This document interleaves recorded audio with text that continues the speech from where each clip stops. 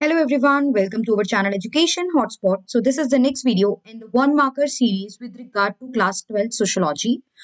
हम लोगों ने क्लास 12 सोशोलॉजी के regarding one marker series start की है जिसमें हम लोग आपके क्लास 12 के एमसीक्यू कवर कर रहे हैं एंड ये MCQ full complete detailed syllabus के हैं। ऐसा नहीं है कि ये चैप्टर वाइज हम लोग कर रहे हैं, चैप्टर 1 2 3 वो मैंने बताया कुछ कंटेंट ऑलरेडी अवेलेबल है, वहां से आप कवर कर सकते हैं। यहाँ पे मैं डिटेल्ड वे में आपको करा रही हूँ बिकॉज बोर्ड एग्जाम भी बहुत पास है एंड देन बोर्ड के बाद आप लोगों को सीयूईटी का एग्जाम भी देना है। तो आप में से अगर किसी मतलब ऑब्वियस बात है वही बच्चे ये देख रहे होंगे जिन्होंने डोमेन में sociology as a subject choose करा है और 12th में आपके पास सोशोलॉजी है, तो this series is going to help you a lot. ये सीरीज यहाँ पे आपकी हेल्प करेगी और इस तरीके के क्वेश्चन यहाँ पे आप अपने बोर्ड लेवल के क्वेश्चन या आपके सीयूईटी लेवल के क्वेश्चन को आप यहाँ पे रिवाइज कर सकते हैं। 10 क्वेश्चन हमने अपनी पिछली वीडियो में करे थे, यहाँ पे हम 11th क्वेश्चन से स्टार्ट कर रहे हैं। छोटी छोटी वीडियो में रखने वाली हूँ, आई वांट कि आपको मैं कंसेप्ट डिटेल में समझा पाऊँ। तो विदाउट वेस्टिंग एनी टाइम हम लोग सीधा क्वेश्चन देख लेते हैं। हिंदी इंग्लिश दोनों में है and I want you all to share this video. आप अपने क्लासमेट्स के साथ इस वीडियो को शेयर कीजिए सो दैट मैक्सिमम स्टूडेंट तक कंटेंट पहुंच सके। बिकॉज कई बार कुछ स्टूडेंट के डाउट से भी हमें नए टॉपिक मिल जाते हैं टू डिस्कस और वही टॉपिक बाय चांस हो सकता है कि आपके एग्जाम में आपको वो क्वेश्चन के फॉर्मेट में देखने को मिल जाए, तो उससे सबका बेनिफिट होगा। राइट तो आज की क्लास का पहला क्वेश्चन यानी 11th क्वेश्चन, 10 हम पिछली क्लास तक कर चुके थे, वो है the family planning programme suffered setback during the years of national emergency. Dash was a period of national emergency. जो आपका आपातकाल थे, आपातकाल के वर्षों के दौरान परिवार नियोजन कार्यक्रमों को झटका लगा था। और ये आपातकाल का काल क्या था, मतलब कौन से ईयर में ये इमरजेंसी आई थी। सीधा सीधा आपसे इमरजेंसी का ईयर पूछ रहा है। आपको याद होगा इस समय पे हमारी प्राइम मिनिस्टर थी मैडम इंदिरा गांधी और उनके टाइम पे ये इमरजेंसी डिक्लेयर की गई थी and that was the national emergency. Right, national emergency थी। तो यहाँ पे कौन सा टाइप ऑफ इमरजेंसी था, सॉरी नेशनल इमरजेंसी था और ईयर क्या था, अपने माइंड में सबने आंसर कर लिया होगा। So let me answer, the year was 1975 and 76। अगर आपको ये टाइम पीरियड चूज करना है तो 77 तक लास्ट की थी वैसे वो, बट यहाँ 1 ईयर का स्पैन है तो 75 टू 76 क्योंकि डिक्लेयर की गई थी 25 जून 1975 को। अगला देखते हैं, theory of population growth was coined bye. Population growth की थ्योरी किसने दी थी। देखिए जब आप पढ़ते हैं जनसंख्या वृद्धि का सिद्धांत तो आपका चैप्टर 2 जो है वो जनसंख्या के बारे में, डेमोग्राफी के बारे में है, जहां पे हम जनसंख्या की स्टडी करते हैं। तो वहां पे आप पढ़ते हैं, राइट, आप थ्योरी ऑफ डेमोग्राफिक डिविडेंड पढ़ते हैं, प्लस हम लोग रॉबर्ट माल्थ्यूज की थ्योरी भी पढ़ते हैं, राइट, जिसमें वो दो चीजों को बेस लेते हैं। रॉबर्ट माल्थ्यूज फूड आइटम यानी कि मीन्स ऑफ सब्सिस्टेंस, गुजर बसर की जो चीजें होती हैं, और पॉपुलेशन जनसंख्या, इन दो चीजों के आधार पे अपनी थ्योरी को एक्सप्लेन करते हैं। तो यहाँ पे सीधा सीधा फैक्ट पूछा गया है, हमारा आंसर हो जाएगा MN श्रीनिवास। डिटेल में इस थ्योरी पे sorry not MN Srinivas, Robert Malthus. Right, detail में आगे और भी पॉइंट आएगा जहां पे मैं ये थ्योरी आपकी क्लियर करूंगी कि ये थ्योरी एग्जैक्टली बात क्या कर रही थी। तो रॉबर्ट माल्थ्यूस यहाँ पे आंसर हो गया। Let's look at the next question now.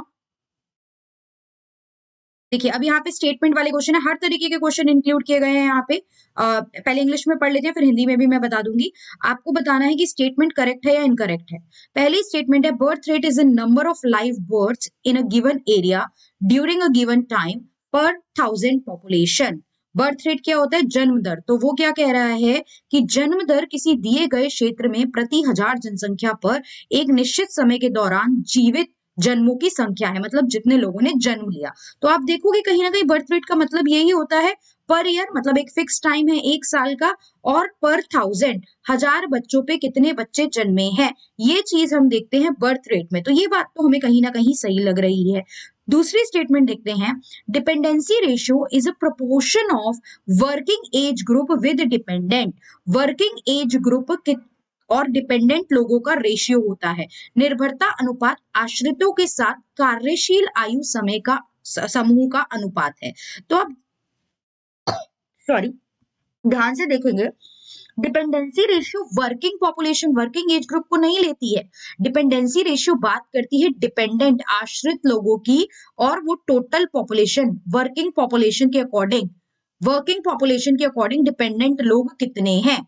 Right. Dependent होते हैं 14 से छोटे लोग और आपके 59 ईयर से बड़ी एज ग्रुप के लोग। इनसे ऊपर यानी जो बच्चे हैं और जो एक ओल्ड एज में हम कैटेगराइज करें वो लोग डिपेंडेंट रेशियो में आते हैं।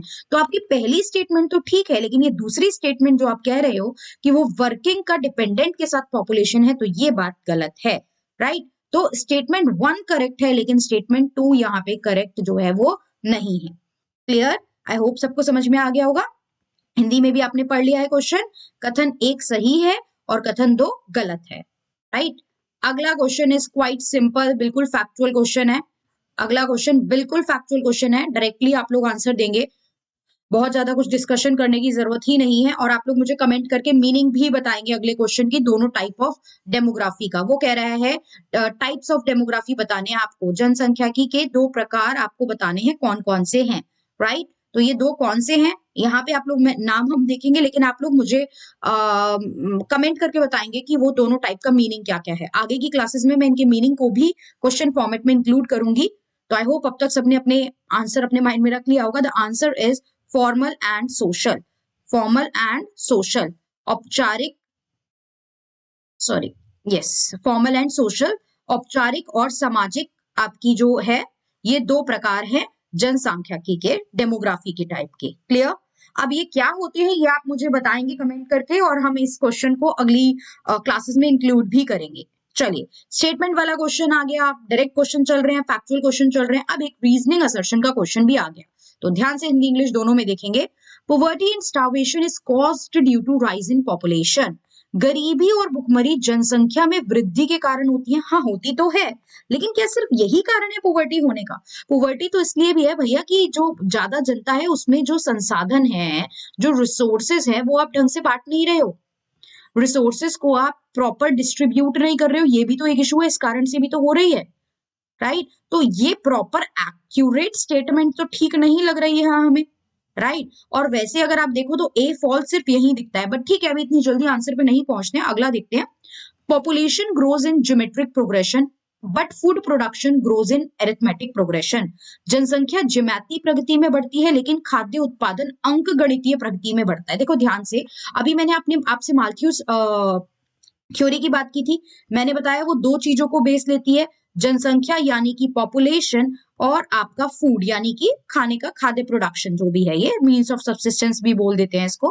तो वो ये कहती है कि जनसंख्या तो बहुत तेजी में बढ़ रही है। लाइक देखो, 2 है, फिर 4 हुई, फिर 4 का डबल 8, 8 का डबल 16, 16 का डबल 32। तो ये इस फॉर्म में जब ये बढ़ती है ना, एंड सो ऑन, इसको हम बोलते हैं ज्योमेट्रिक प्रोग्रेशन। मैथ्स में आप लोगों ने 9th 10th में चैप्टर पढ़ा होगा, एपी जीपी सीरीज पढ़ाई गई होगी। तो मैथ्स नहीं सीखनी है, सीरीज क्या होती है ये भी नहीं सीखनी है, जीपी मतलब डबल डबल, बहुत तेजी से बढ़ती जा रही है। वहीं जो हमारी प्रोडक्शन है, खाने पीने का जो सामान है, वो कम दर से बढ़ रहा है, 2 4 6 8, फिर 10 हुआ, फिर 12 हुआ, ऐसे बढ़ रहा है। तो ये जो खाद्य पदार्थ है, ये इस जनसंख्या की जो जरूरतें हैं उनको पूरी नहीं कर पाएंगे। 2 लोगों के लिए 2 चीजें हैं, 4 लोगों के लिए 4 चीजें, बट 6 लोगों के लिए 8 ही चीजें हैं। सॉरी, 8 लोगों के लिए 6 ही चीजें हैं, 16 लोगों के लिए 8 चीजें हैं, 32 लोगों के लिए सिर्फ 10 चीजें। तो इस तरीके से हमारे यहाँ पे एक कमी हमें देखने को मिलती है। तो ये रीजन बिल्कुल ठीक है, मतलब ये बात, आप ये स्टेटमेंट रीजन वाला करेक्ट है, लेकिन एक जो असर्शन है, जो हमारा अभिकथन है, वो गलत है। तो यहाँ पे क्या हो जाएगा, A is false but R is true. D हमारा करेक्ट ऑप्शन हो जाएगा। आई होप सबको समझ में आ गया क्यों हुआ है ये। राइट। यहाँ पे ए असत्य है लेकिन आर सत्य है, तो रीजनिंग असर्शन भी हमने इंक्लूड कर लिया। अगला क्वेश्चन देखते हैं, रेस्ट्रिक्शन ऑफ कास्ट, जाति के प्रतिबंध से क्या संबंधित है? देखिए, हमें पता है कास्ट सिस्टम एक स्थिर सिस्टम है, एक स्थिर प्रणाली है, एक रिजिड सिस्टम है। आपने एक कास्ट में जन्म ले लिया तो आप अपनी कास्ट चेंज नहीं कर सकते, और इसको हम लोग एस्क्राइब्ड स्टेटस भी बोलते हैं। राइट। प्रदत्त स्थिति भी बोलते हैं, प्रदत्त बोला जाता है हिंदी में। एस्क्राइब्ड स्टेटस यानी कि प्रदत्त स्थिति, जिसे आप अपने जन्म के दौरान चेंज नहीं कर सकते, ये फिक्स होती है, आपने जहां जन्म ले लिया आप उसी जाति में रहोगे। तो कास्ट में आपस में बहुत सारी चीजों को लेके क्या होती है, प्रतिबंध लगाए जाते हैं, रुकावट लगाई जाती है। तो वो यही पूछ रहा है, क्या शादियों के लिए, खाने पीने के लिए, ऑक्यूपेशन के लिए, या सभी के लिए? तो बहुत आसान क्वेश्चन है, बिल्कुल हर चीज को लेके कास्ट में प्रतिबंध होते हैं। राइट। आप दूसरी कास्ट में मैरिज नहीं कर सकते, फूड नहीं शेयर करना है, काम फिक्स होते हैं कि कौन सी कास्ट के लोग क्या करेंगे, उनके जन्म से कास्ट डिसाइड हुई और उनका काम भी फिक्स कर दिया गया। तो यस, यहाँ पे हमारा आंसर हो जाएगा all of the above. Next question is again a factual question, एक स्टेटमेंट को लेके है कि किसने कहा था, who said that caste is a closed class, किसने कहा कि जाति एक बंद वर्ग है। देखो अभी मैंने बताया कास्ट रिजिड होती है, कास्ट आप चेंज नहीं कर सकते हो। कास्ट जो है, जाति जो है वो स्थिर है, वो एस्क्राइब्ड स्टेटस है, जन्म से मिल गया। लेकिन वही जो क्लास होती है ना, जो आपका वर्ग होता है, वो आपकी इनकम के आधार पर होता है, जिसे आप अपनी पूरी जिंदगी में चेंज कर सकते हो। अगर आपने अच्छा पढ़ लिया, अच्छा कमा लिया, तो आप अपने क्लास को ऊपर मूव कर सकते हो, या किसी का लॉस हो गया तो वो नीचे भी जा सकता है। तो वर्ग चेंज हो सकता है, वर्ग फ्लेक्सिबल होता है, लचीला होता है, राइट। ये आप प्राप्त करते हो, ये आप प्राप्त करते हो अपने कार्यकाल में, अपने जीवन में, यानी ये अचीव्ड होते हैं। वही कास्ट आपको मिल जाती है। तो ये तो हमने कुछ बेसिक चीजें समझ ली इससे रिलेटेड। लेकिन वो कह रहा है, ये किसने कहा कि कास्ट एक क्लोज क्लास ही है, क्लास है, अगर वो क्लोज हो गई है तो वो कास्ट बन जाती है, क्योंकि अब आप उससे बाहर नहीं निकल सकते हो। तो 4 ऑप्शन है यहाँ पे, एम एस श्रीनिवास, जीएस घुरे, डीपी मुखर्जी, मजूमदार। किसने ये बात बोली? पता है तो वेल एंड गुड, आप लोग अब तक आंसर पे पहुंच गए होंगे। जिनको नहीं पता वो अभी के अभी सुन के इस चीज को याद कर लेंगे। The answer to this is Majumdar. क्या आंसर है? मजूमदार। मैं ट्राई कर रही हूँ कम से कम टाइम वेस्ट करूं आप लोगों का, कम समय में ज्यादा चीजें समझा सकूं आप लोगों को, और हम लोग ज्यादा बेटर तरीके से चीजों को क्लियर कर सके। यस, बाकी बेनिफिट हो रहा है या नहीं, आप लोग कमेंट करके बता के चलेंगे कि इस तरीके की सीरीज को, अगर बेनिफिट हो रहा है, आपकी कमेंट आए, रिस्पॉन्स अच्छा रहा, तो आई ट्राई कि मैं ज्यादा से ज्यादा यहाँ पे इस चीजों को और कंटिन्यूटी में लाऊं और कंप्लीट करें, और हम मल्टीपल क्वेश्चंस यहाँ पे डिस्कस करें, राइट। कौन सा आर्टिकल जो है अबॉलिश करता है अनटचेबिलिटी को? कॉन्स्टिट्यूशन में बहुत सारे हमारे आर्टिकल हैं, तो उसमें स्पर्शता को कौन सा आर्टिकल ने समाप्त कर दिया है कि अनटचेबिलिटी नहीं होगी? भाई ये जो छुआछूत चलती है ये नहीं होगी। तो आर्टिकल आपको पता ही होगा, 16 है, 17 है, 18 है, 19 है। बहुत इजी क्वेश्चन, बहुत इंपॉर्टेंट क्वेश्चन है। तो यहाँ पे आर्टिकल हो जाएगा 17। अगर किसी को ये भी नहीं याद है तो बॉस अभी आपके कंसेप्ट और गड़बड़ चल रही है पढ़ाई लिखाई में, क्योंकि अब it is the last time. अब आपको अच्छे से चीजों को माइंड में रखना है, राइट। तो आर्टिकल 17, अनुच्छेद 17 इज द अनुच्छेद जो अनटचेबिलिटी को खत्म करने की बात करता है। देखिए अब बात आती है रोल कॉन्फ्लिक्ट, भूमिका संघर्ष कब होता है? यहाँ पे 2 ऑप्शन मेजरली हमें 2 पॉइंट दिए हैं, बाकी बताना है क्या ये दोनों है या इनमें से कोई नहीं है। तो रोल कॉन्फ्लिक्ट, भूमिका संघर्ष कब होता है? पढ़ते हैं। 2 roles attached with the same status are in conflict with each other. एक ही स्थिति से जुड़ी 2 भूमिकाएं एक दूसरे के साथ संघर्ष में होती हैं। मतलब कि आपकी एक ही सिचुएशन है 2 पर्सन की, और दोनों को वही चीज परफॉर्म करनी है, और वहां पे आपके बीच में कॉन्फ्लिक्ट आ रहा है कि ये चीज करनी चाहिए या नहीं करनी चाहिए, या ये करना चाहिए, ये करना चाहिए। Next, 2 role attach with 2 status of the same person are in conflict with each other. अब ये एक पर्सन है, ठीक है, फॉर एग्जाम्पल ये एक टीचर भी है, राइट, और ये एक हाउसवाइफ भी है। मैं एग्जाम्पल ले लेती हूँ, चलो, मुझे घर के काम भी करने और मुझे पढ़ाना भी है। फॉर एग्जाम्पल मेरी एक क्लास है 9 से 10, राइट, और बाई चांस मेरे घर में किसी की तबीयत बहुत ज्यादा खराब हो जाती है, किसी को बहुत तेज फीवर आ जाता है, मुझे उनको टेक केयर करना पड़ रहा है, मुझे उनकी ध्यान रखने पड़ रहा है, लाइक हस्बैंड का, बच्चों का, तो मुझे ध्यान रखना पड़ रहा है। तो यहाँ पे अब मेरा रोल कॉन्फ्लिक्ट हो गया कि भैया मैं उनको छोड़ के, उनके हाल पे छोड़ के, क्या मैं क्लास ले लूं, या फिर अभी मेरे को उनको प्रॉपर केयर अटेंशन देने की जरूरत है, मैं ये काम करूं। दोनों ही मेरी रिस्पॉन्सिबिलिटी है, दोनों ही मेरे रोल है जो मुझे परफॉर्म करने हैं। तो यहाँ पे कॉन्फ्लिक्ट अराइज हो जाता है, राइट। तो ये दोनों ही बातें, एक ही व्यक्ति की 2 स्थितियों से जुड़ी 2 भूमिकाएं एक दूसरे के संघर्ष में रहती हैं। तो सुन के आपको समझ में आ रहा होगा कि दोनों ही बातें कहीं ना कहीं आपके लिए एक संघर्ष पैदा कर रही हैं। तो यहाँ पे आंसर हो जाएगा उपरोक्त दोनों मामलों में, राइट। उपरोक्त दोनों में ही रोल कॉन्फ्लिक्ट जो है वो अराइज होगा। Done.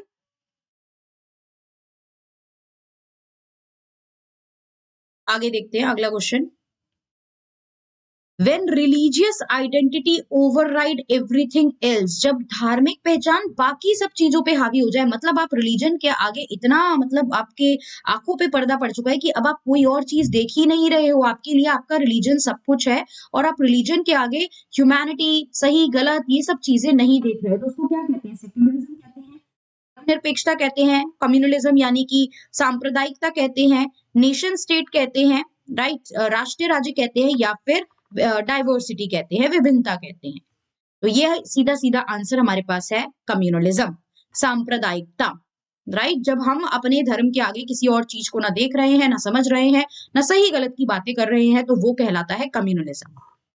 Next is Dash is the most recent initiative of the civil society which makes the state accountable to the citizen of India. State मतलब सरकार, गवर्नमेंट सरकार को उत्तरदायी बनाया कि सरकार को जवाब देना पड़ेगा। यह नागरिक समाज की नवीनतम पहल है जो राज्य को भारत के नागरिकों के प्रति जवाबदेह बनाती है। मतलब हम गवर्नमेंट से, हम सरकार से सवाल पूछ सकते हैं।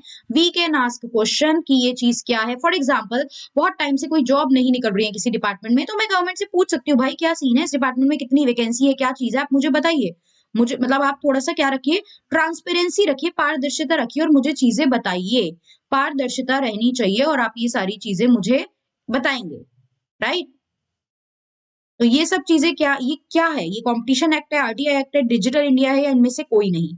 तो ये जो है वो आरटीआई एक्ट है, राइट टू इंफॉर्मेशन एक्ट है, सूचना का अधिकार है, जो कि 2005 में आया था, जिसके तहत आप आरटीआई डाल के सरकार से सवाल पूछ सकते हो और सरकार जो है वो जवाबदेही है, उत्तरदायी है, अकाउंटेबल है कि वो आपको उस चीज का जवाब देगी। बट हाँ, अगर कोई क्वेश्चन ऐसा है जो नेशन की सिक्योरिटी से रिलेटेड है या कुछ ऐसा सरकार की सीक्रेसी वाली चीज है, तो सरकार आपको बताने से मना भी कर सकती है, कुछ एक दो सर्टेन केसेस में। ऐसा नहीं है सारी आरटीआई को रिजेक्ट कर देगी। चलिए, बहुत सिंपल अगेन क्वेश्चन, कौन सा आर्टिकल है कॉन्स्टिट्यूशन का जो माइनॉरिटी के राइट को प्रोटेक्ट करता है, अल्पसंख्यकों के अधिकारों को जो है वो रक्षा कौन सा अनुच्छेद करता है? 14, 15, 29, 30, 35, 36 एंड 17 और 18। 17 तो अभी देख लिया था, अनटचेबिलिटी है, तो वो तो कहीं से इसकी बात नहीं कर रहा था। 35 तक हमारे फंडामेंटल राइट ही खत्म हो जाते हैं। आर्टिकल 12 से 32 तक हमारे कॉन्स्टिट्यूशन में फंडामेंटल राइट है, जिसमें आर्टिकल 32 तो बात करता है कॉन्स्टिट्यूशनल रेमेडी की, राइट, कॉन्स्टिट्यूशनल रेमेडी की, कि आपको संवैधानिक उपचारों का अधिकार है। अगर आपके राइट का हनन हो रहा है तो आप रेमेडी ले सकते हो, राइट। तो अब यहाँ पे जो आंसर है, बहुत से बच्चों ने आंसर दे दिया होगा, आपकी बुक में डायरेक्टली मेंशन है, पैराग्राफ में ये आर्टिकल मेंशन है, that is article 29 and 30। Article 29 and 30 is the answer. देखिए, कोई बहुत ज्यादा मुश्किल मैं नहीं मान रही हूँ आज की क्लास में क्वेश्चन है, इजी टू मॉडरेट कहूंगी, बल्कि इजी भी कह सकते हो। अगर आपने पढ़ाई कर रखी है किसी ने तो सारे ही इजी लग रहे होंगे, कोई मुश्किल क्वेश्चन अभी तक हमारे पास नहीं आया है। अगला question, building of dams, power stations and steel plant to assure in the post independence industrial era was the dream of. स्वतंत्रता के बाद औद्योगिक युग की शुरुआत करने के लिए बांधों, बिजली स्टेशनों, इस्पात संयंत्रों का निर्माण किसका सपना था? जिस पर्सन का ये सपना था ना, उन्होंने डैम्स को, बांधों को टेम्पल ऑफ इंडिया भी कहा था कि ये इतनी जरूरी है हमारी देश के आर्थिक विकास के लिए। ये जो बांध हैं ये आर्थिक विकास के लिए इतनी जरूरी है कि ये भारत के लिए मंदिर की तरह है, मतलब इनको पूजना चाहिए, ये इतने रिलेवेंस और इतना इंपॉर्टेंट रखते हैं। जैसे भारत में मंदिर इतना रिलेवेंस और इंपॉर्टेंस रखते हैं, वैसे ही डैम भी बहुत इंपॉर्टेंट है। 4 ऑप्शन है, एमएसए राव, नेहरू जी, महात्मा गांधी, केटी शाह। आंसर है इसका नेहरू जी, राइट। नेहरू जी का ये विचारधारा थी कि डैम्स वगैरह बनाए जाने चाहिए जिससे कि आर्थिक विकास भारत का हो सके। अब यहाँ पे सीधा क्वेश्चन पूछ रहा है, आपका जो इंडिया का पार्लियामेंट्री सिस्टम है, पार्लियामेंट्री सिस्टम से ही आपको आंसर पता चल जाना चाहिए। लीगल सिस्टम है, पुलिस और एजुकेशन सिस्टम जो हमने लिया है वो कौन से मॉडल पे लिया है? हमें पता है कि हमने अपने संविधान में या हमने अपने देश की व्यवस्था चलाने में, कॉन्स्टिट्यूशन में बहुत सारी चीजें अलग अलग जगह से बोरो की हैं और अपने यहाँ पे उसको अपने तरीके से अप्लाई किया है। तो हमारे अलग अलग सोर्सेज रहे हैं, कुछ चीजें हमने जर्मनी से ली, कुछ हमने आयरलैंड से ली हैं, ये सब अलग अलग जगह से लिया, कुछ यूके ने हम पे राज किया इतने समय से, तो वहां से कुछ लिया है। तो वो पूछ रहा है कि जो ये संसदीय प्रणाली, कानूनी प्रणाली, पुलिस शिक्षा प्रणाली है, ये कहां से ली है? आई होप आप सबको पता होगा, आंसर माइंड में सोच लिया होगा। फ्रेंच, ब्रिटिश, जर्मन या रशियन, कौन सा मॉडल है? Answer is British model. Britisher ने हम पे इतने टाइम तक रूल किया, तो ये चीजें हमने ब्रिटिशर से ही ले ली कि अपना कानून वगैरह कैसे हम चलाएंगे, एजुकेशन कैसी रखेंगे और पुलिस सिस्टम कैसा रहेगा। कुछ चीजें तो ये खुद ही स्टैब्लिश करके गए थे, राइट, उसी को हमने मॉडिफाई करके आगे यूज करा। लास्ट क्वेश्चन आज की क्लास का, होप चीजें हेल्प कर रही हैं आपके। एडिटर कौन थे नेशनल प्लानिंग कमेटी के? राष्ट्रीय योजना समिति के संस्थापक कौन थे? बुक में जो चीजें हैं वही सीधे सीधे क्वेश्चन में मैं पूछ रही हूँ, राइट। नेशनल प्लानिंग कमेटी के संस्थापक कौन थे? केटी शाह, एमआर शाह, सुब्रता शाह, हरीश पटेल। 4 ऑप्शन है, सीधा सीधा आंसर पे बात करते हैं। जिसको पता था उसने अब तक आंसर दे दिया होगा अपने माइंड में। Answer is K T Shah, answer is K T Shah. Clear?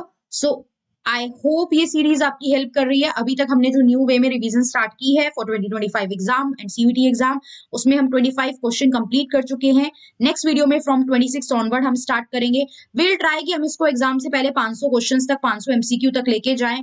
आगे आपको मैच द फॉलोइंग फॉर्मेट में भी क्वेश्चन देखने को मिल सकते हैं, और रीजनिंग असर्शन क्वेश्चन मिलेंगे, और स्टेटमेंट बेस्ड क्वेश्चन मिलेंगे। अगर आप लोगों को रिस्पॉन्स अच्छा रहा, चीजें समझ में आ रही है, आप कहेंगे, अगर कमेंट मेरे पास आएंगे ज्यादा से ज्यादा, तो मैं आप लोगों के साथ इसी सीरीज में कुछ पैसेज बेस्ड क्वेश्चन भी डिस्कस करूंगी कि एग्जाम में आप कम समय में कैसे अपने पैसेज को सॉल्व कर सकते हैं। प्रॉपर एफिशिएंसी के साथ, बिना गलती के साथ, कम समय में हम कैसे पैसेज बेस्ड क्वेश्चन को सॉल्व कर सकते हैं, ये भी हम लोग डिस्कस करेंगे। सो होप चीजें हेल्प कर रही है एंड आई होप चीजें क्लियर हो रही है। And if you are liking the video तो do actually like the video. नए हैं चैनल के लिए, लास्ट में बोल रही हूँ, शुरू में नहीं बोली थी ये सब बातें, तो चैनल को सब्सक्राइब भी कर लीजिए and share this video with as many people as you can. So yeah, that's all. See you in the next video with a further question. Thank you everyone.